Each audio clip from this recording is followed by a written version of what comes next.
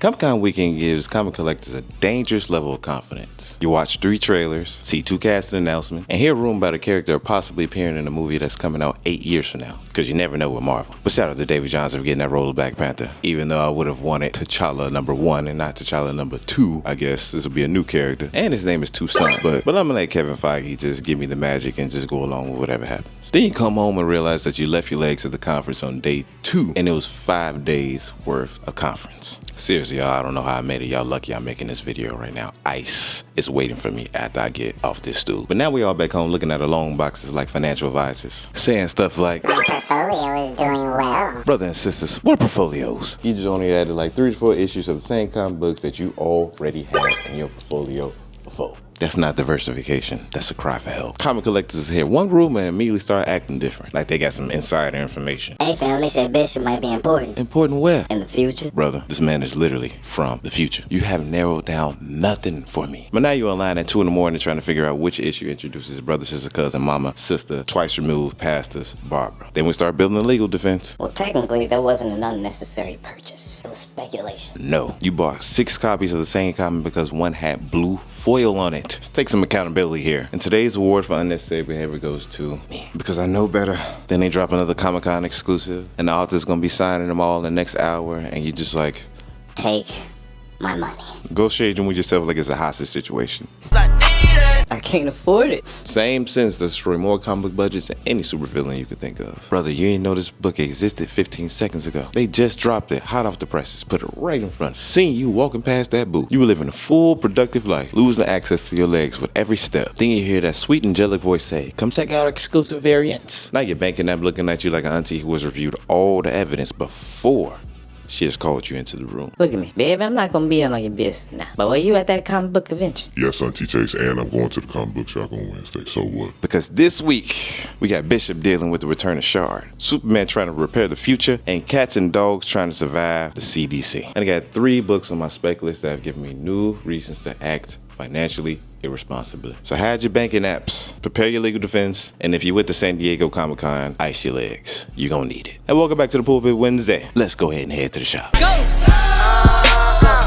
What's good, everybody? Welcome back to the Pullpit Wednesday, the weekly show where I like to break down my new comic book day pull list. We try to get shout outs to all the writers, all the artists, all the colorists, and all the letterists. We try to get everybody their flowers. Talk about where each story left off without trying to spoil the book, and determine which book actually deserves your money. Because comic books cost too much for that blind trust. That's why I never bought a blind bag. I need references. I need a background check. I need to know whether the previous issue arrived on time and completed all the signed duties that I need to continue with this story. And y'all do too, so that's why I'm here for you. And this week is heavy on mutants, horror, and emotionally damaged people making terrible choices. So basically, comics. And if you want to support me talking about all the bad financial decisions I'm making one comic book at a time, please hit that like button, subscribe to the Melanated Report, and drop your pull list in the comments. And with that said, let's go ahead and get to the top of the list. Now, first up on the top of the list, we have Is Ted Okay number 6 by Dave Chisholm doing the art and the writing on this one. Now, I had to put this number 1 for this week because we will be unfortunately saying goodbye to this book on the pull list because this is the last issue. Dave will actually be doing an oversized finale in order to complete the series. Now, this isn't a book that a lot of people talk about, but if you've been watching this channel for a while, you know that I have been covering every single issue and it has been one of my favorites. It definitely has been in the running for my favorite of this year, but we ain't got to do that ranking right now. The whole series has been this strange emotional blend of corporate paranoia, cosmic science fiction, and just 2 damaged people just looking for real connection. In the last issue, our main characters Ted and Sarah met up with another character named Christina in an isolated cabin where we finally got to see the entire story of how Einstein and everything came to be, and Noah came to power, and how the dome came together and everything. All I can say is Noah is insane. It seems like the worst version of what Elon Musk can be.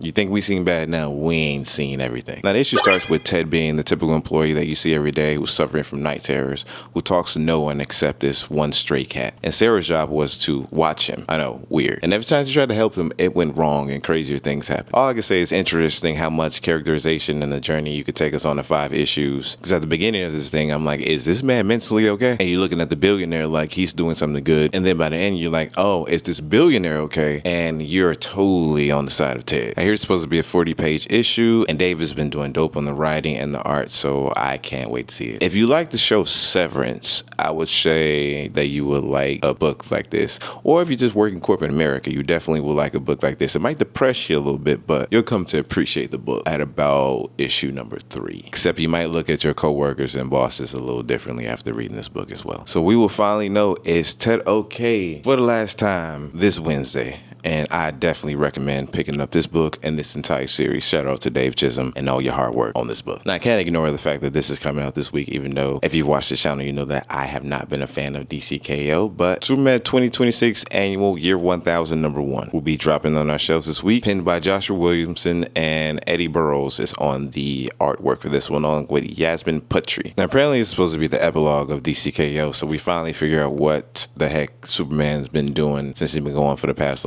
6 months or something like that now. For those who don't know, Superman became King Omega after the whole WWE tournament that was going on, and then he rejected the whole Heart of Apocalypse thing, and then he disappeared. He actually felt like he dissipated into the world and spread his power to everybody, and everybody got a little piece of it, and then everybody got these visions about the future and whatnot. Some people went crazy after that. Some people have definitely been on the path to try to fulfill it, but everybody got a little bit of the power that he had. Yeah, but anyway, after he gave up that power, he just goes missing, and we don't know what happened to him. And then we have a bunch of Supermen who have been taking over in what they call the Reign of Superboy storyline that's been going over in a bunch of different comic books. Superboy Prime took over in Superman. You have Young Kal-El and Superman Unlimited. You have Supergirl, where it also went on. They have a younger version of Superman in Action Comics, and I forget which other storyline they're connected in, but they will actually be doing a conclusion to that in the next couple of weeks, so we'll see what actually is going on with Kal-El. And yes, it's Superman, so I do want to know what he's been doing the whole time while he's been gone, and everybody's just been moving on without him. Technically, this would be on my speculation list, but I feel like because I've been reading so many Superman stories, it's just going to be top of the list. But with that said, let's move on. Next up, we got a book that you might know from watching the channel as well, Pretty Hate Machine #4, with Ryan O'Neal and Tim Seeley on the writing, and we got Hank LaMarca, who was handling the artwork as well. It's pretty much a horror version of Hamlet. In every issue, there is a big splash page that shows a lot of what I love to see. Something might be wrong with me, but that's okay. The last issue actually turned up a lot because Thomas got buck with his mama and his uncle. Again, if you know the story of Hamlet, then you know where this is going. I don't want to tell too much because, yeah. And the difference between this and Hamlet is that there's a character called Luther who's more like an entity who influences Thomas to make certain decisions. Thing that I really want to know is that is Luther doing the things that he's doing, or is Thomas doing it? It makes sense for Luther to be doing it, but there might be some type of twist that he's not doing it. And all I can say, Luther is not scared to mess some stuff up because he messed a lot up in his last issue for Thomas. And I don't know how Thomas really is going to get out of the trouble that he is in, but it's comics, so somehow, some way, this may get tied up neatly. But then again, I don't know because a lot happened in that last issue. Now Thomas knows the whole story again about what happened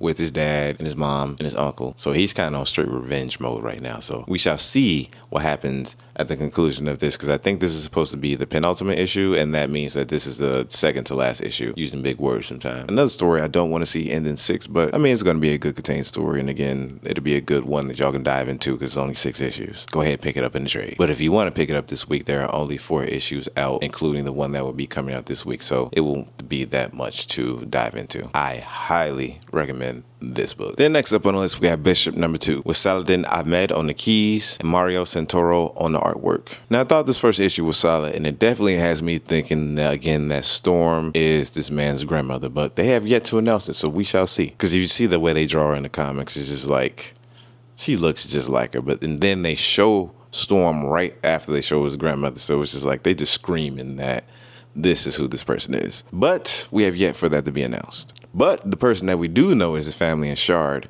And Shard appeared in here, and she came to the present, right to the point where she was actually supposed to, cease to exist in the timeline. This is stuff that we know if you read X-Men, so I'm not spoiling anything. And this will be different because we always see Bishop as a person who is like, you don't mess with the timeline. Don't someone mess with time. You don't with time. Especially in X-Men 97, he's definitely that person you'll see. But in this issue, we see that It's not a mission per se. It's that he has to protect his family. And we all know that things get complicated when family is involved. So it'll be interesting to see how he makes the decision to either protect the timeline or protect his sister. We know which decision he will make, but I think there's going to be an arc where a hard decision is going to be made and we're going to see some real characterization here. So I'm interested to see this book. And everybody loves Bishop, man. You know, can't get enough of Bishop. So I'll be picking up this book. And again, it is issue number 2. So if you want to pick up issue number 1, you can pick up issue number 1 and number 2, and you will have the complete set for this book.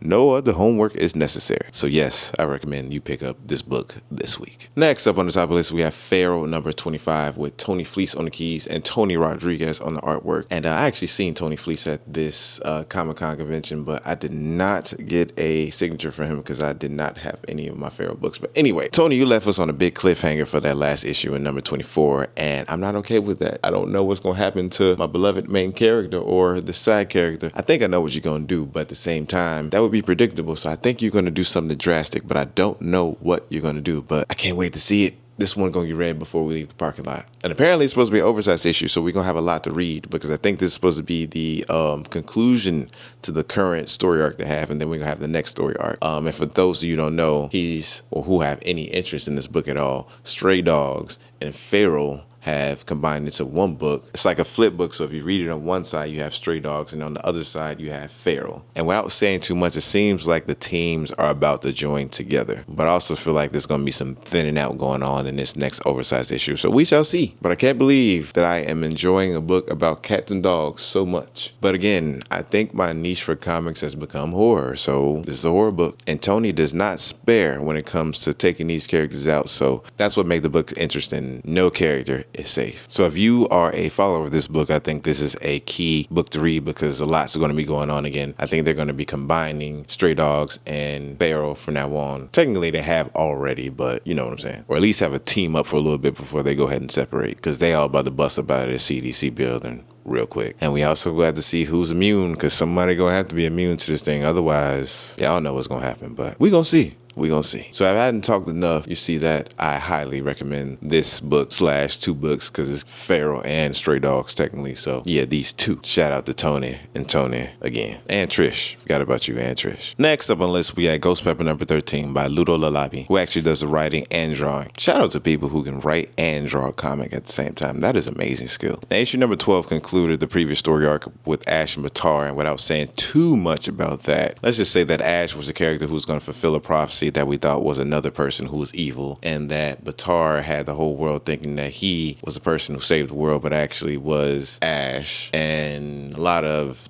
hijinks and everything ensued, but that was like the main plot of the first 12 issues. But Ghost Pepper is a adventure book. It reads like an anime and actually looks to me like an anime, but in a comic book form. And I've liked it. It's been action-packed. It's been filled with amazing colors. Adriano Lucas is the covers, and he's been doing his thing. If you love food trucks, you also will love this book as well. So it looks like this next arc will be focused on the character who was the love interest of Ash, but that's just to be seen, so do not quote me on that at all. All I know is that I'm locked in for this next story arc, so I'll be grabbing issue number 13 and give y'all the lowdown of what's going on for the next story arc. Next up at the top of the list, staying in the vein of the indies, we got In Your Skin number 4 with a DTI Bidikar on the writing tip and Sam on the artwork. And I didn't realize that the last issue was the penultimate issue and that this was going to be the finale. But it kind of makes sense because a lot happened and a lot of reveals happened in that last issue. So it actually does make sense. If you're not to see a lot of twisted body horror, this is definitely the book for you. And it's only 4.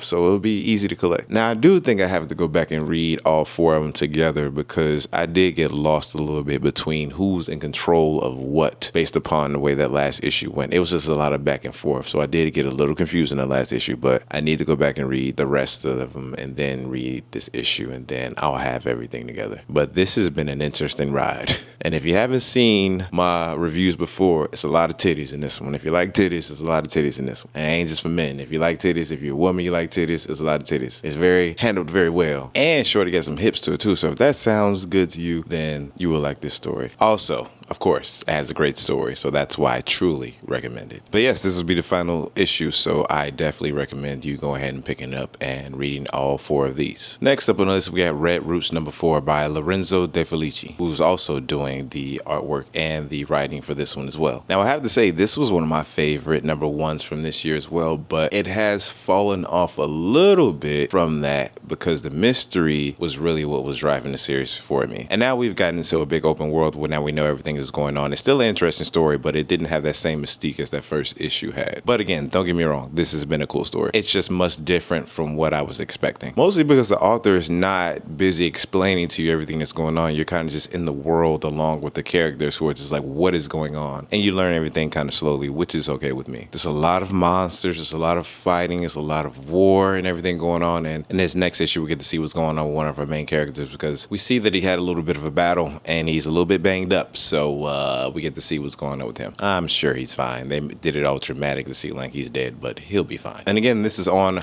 issue number 4, so there's only 3 before this one coming out this Wednesday. So this will be an easy series for you to go ahead and hop on into. So yes, I recommend this one. Next up, our group of mutants. So I feel like I talk about every week now because last week was Uncanny X-Men. Next week is going to be X-Men United. And this week is going to be Adjectiveless X-Men number 34. Now this one has Jed MacKay on the writing and Tony Daniel and Greg Land on the pencils for it. They actually have a lot of people working on this book, but I guess you need that for X-Men. The last issue had Magneto being Magneto, where he was going all, I'm about to go supervillain and do some stuff that the team doesn't want me to do. And Beast is all like, no, Magneto, stop. You need to be a part of the team. While they were all trying to save this new X-Men, I'm just going to say who will be a part of the team soon, more than likely, but he was causing a scientific anomaly around him and the government was after him. And then so they decided to intercept him in order to save him because they were going to try to kill him. And again, I don't know why Magneto doesn't have his powers, but he got injected with the DNX. That is going to be another storyline moving forward in the next coming months. But he was injected with that, so he got his powers back and had to do all this before his powers were gone. I really need to read up and figure out where his powers went. And I believe in this next issue, we're going to be focusing on our guy Juggernaut with those bands of Sidorak. Because Juggernaut is now a part of the X-Men. He's a good guy. And we're going to be figuring out how he continues to be a good guy even though he has the troubled past that he had. So that shall be interesting because I don't know how he became an X-Men either. I fell off of X-Men for a long time during probably the best period that I could have fell off from X-Men, and now I'm playing catch up. So there you have it. But you can never go wrong with an X-Men book, so I'm going to recommend it. And I'm going to recommend X-Men so much that the next book on my list is also X-Men Outback number 2 to be precise, with Steve Orlando on the writing and Steven Segovia on the artwork. Now this issue feels like it goes back to an older storyline when everybody thought that Storm, Wolverine, Rogue, Colossus, Dazzler, Havoc, Psylocke, and Longshot, I think it was. They thought they were all dead. And now they're operating in Australia and then they're fighting against the Reavers. Actually, no, they're in an old abandoned Reaver base. And they get to do cool stuff because everybody is not expecting them to come around because everybody thinks they're dead. Now, I do have to do more research on where this storyline came out of, but for right now, I've just been enjoying it. So I believe that you should enjoy it too. It's the second issue, so you don't have to do much homework. I don't know if that's true because I don't know where this issue came from. But if you just want to read a good X-Men story, first one has been good. And it has all the X-Men that I love and enjoy from the 90s. So actually, that's probably why they have it out, because X-Men 97 is out and they have all the X-Men from the 90s. So there you have it. Good X-Men story. You can never go wrong with X-Men, as I always say. But there are so many X-Men books. Now that wraps up the top of the list, so we're going to go on ahead to the spec list. But before we do that, remember, none of this is financial advice. I am not your accountant. I'm a black man on the internet who opened the show by describing shiny paper as a hostage situation. Don't trust my advice. Well, trust my advice when it comes to the books, but not on how much your budget should be when buying the books. But with that said, let's go ahead and get into it. Going over to Mad Cave Studios, we have Land of Never number 2, with Steve Orlando from the X-Men Outback book that we just talked about writing in this one as well, and Miguel Moore illustrating. Now the first issue introduced this character named Jim Hoke, who was a retired pathologist whose daughter Wendy disappeared, I think about 6 months earlier. The police were reviewing him as a suspect and the public were seeing him as a little bit unstable until he discovers a family of people who, until he discovers a bunch of families whose kids also have been taken by what they call the floating man. Obviously, we know who this is. And then at the end of the issue, we get our first look at the Lost Boy. Now, the premise is hitting a little bit harder than the book hit in that first issue, I'm not gonna lie. But I'm gonna give this book another issue to see how it hits again, because I feel like this is just too good of a premise for it not to be how I think it will turn out. This is a situation where I'm going to trust the author and see where they go. Yeah, see, that's bad financial advice to y'all already right there. But that's not to say that the first issue was not compelling. It was very good and the artwork was decent. It just didn't tickle my fancy enough to, actually it did tickle my fancy enough to buy another one. But we shall see if I continue on with the series after this next issue. But that doesn't mean you do not have to buy it. But we're going to keep this one on the spec list. As you can see, it has not risen to the top of the list yet. And maybe it will, maybe it won't, but we shall see within the coming month. Next up on the list, and I have this down here low for a reason, Detective Comics 2026 Annual Number 1. Only because the story that is going on is written by Tom Taylor and Dave W. I'm not going to try to say his last name. Actually, no, I'm going to try it. Dave Wilgalos. If I said it wrong, I'm sorry. But Nicola Scott and Fran Mariscal handling the artwork as well. But the reason, again, why this is so low on the list is because of the story that's supposed to be taking place is Batman and Lobo, and I'm not sure I really want to see those two characters together. I know they're pushing Lobo because he's going to be in Man of Tomorrow, but I don't know if I want to see these two characters together. I don't really want to see Batman in space. Batman is a character who I need to see in Gotham or in the city doing some street level stuff. I mean, don't get me wrong, I love a good Batman and Justice League story, but, you know, it's best when he's in Gotham doing his thing. And apparently it's supposed to be an intergalactic bounty hunter adventure. Like I said, I don't know, but I'm gonna get some recommendations before I pick it up and see if I'm actually buy it. So, but Tom Taylor is writing it, and he's a great writer, so probably gonna pick it up anyway. But we shall see. It's still to be seen, hence why it's on the speculation list. But it is Detective Comics, so that is a plus for them, but we shall see moving forward what I do with this book. I'll let y'all know. Next up on the list, we got Speed Racer, Tales from the Road, The Rook. And this is a quarterly one-shot written by Jim McCann and Jordan Morris with artwork by Alessio Zono. And because this is the one-shot, there's no previous things you have to read for this as well. But obviously, if you're reading the universe, then you'll have a better time reading it. Believe me, after starting Speed Racer, I know reading all the one-shots again that it made a lot more sense. But apparently, this story follows a police officer who goes undercover in the car acrobatic team, which is the main antagonist of the story. The main villain team of the story, I should say. Apparently, he's supposed to figure out what's going on with an organization from taking over and climbing the ranks, so we shall see what happens with that. That sounds like Fast and Furious internal affairs. But I'm always down to figure out what's going on with the Mach 5 crew. We all know I'm reading this universe because of my big homie that passed away not too long ago, Isaac, who loves Speed Racers, so I started reading all this stuff because of him. So I'm gonna continue on in this universe and see what's going on with the Rook. And last but not least, staying in the indies, we got The Dirt Beneath the Devil number 1 with Dan Panosian on the writing and David Faraci on the artwork. And I'm going in cold with this one. It seems like a good story. Apparently it follows a character named June Buckley who travels to Kansas City to claim her inheritance from a father that she never knew. But unfortunately, she ain't the only heir. Yeah, daddy got a bunch of kids. And it looked like he putting them through some type of test in order to see who will actually make it to get to this will. So a little bit of a survival of the fittest story. And it's described as a gothic horror mixed with a western. So you know when you give me gothic horror, you know I'm already in. And so I get that in a western too. A remote ranch? Yeah, I need to see this one. And it's only supposed to be 4 issues so far. So this one will be on the pool list and could be off the pool list before the end of the year, you know? But Mad Cave only charged like $3.99, so that's less than $20 for an entire story. Look at me being financial. That's a good financial decision there. Somebody should take inventory of that, you know what I'm saying? But with that said, I more than likely will be grabbing this book this Wednesday. And that is my pool list for New Comic Book Day, July 29th, 2020. 6. Now usually there's a section where I would talk about the trade paperbacks where you all can pick up because they have become too much for me. But it's a chance for you to save money because you can pick up 5 or 6 issues all in one instead of getting the singles like me. There's 97 degrees in Los Angeles right now and I have to turn off my air conditioner in order to do this video. And I got this light that's adding about 5 more degrees of heat. 5 more degrees of heat going on. So what the?